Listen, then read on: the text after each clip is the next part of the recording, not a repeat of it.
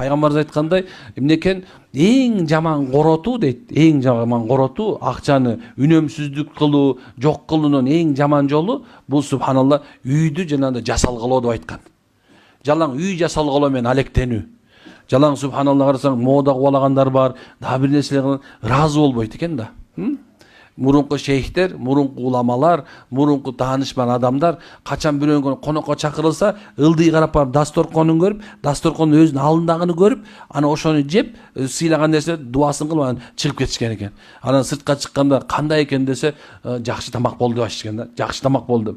Үй сүйүн сурап атам, кандай экен десе, ал меники эмес болчу, ошон үчүн көңүл бурган жокмун дешкен.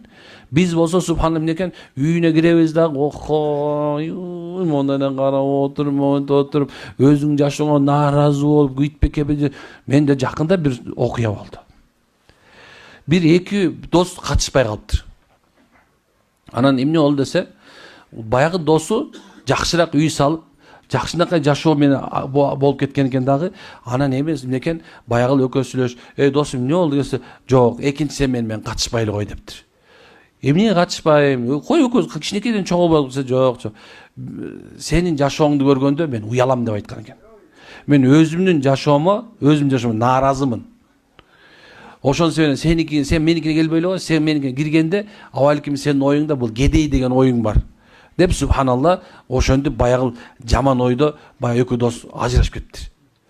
Адамдар ушундай нерсе, бири-биринин кылып аткан ишине, бири-биринин жашоосуна субханалла, жана кызыгуу, ошону каниетсиздик менен эмнекен аз ушундай проблема туш болот экен. Демек эмнекен ошол каржылоону мындай кереги жок болсо, экинин коротпой турган деңгээлде боло турган болсоң, мына иншалла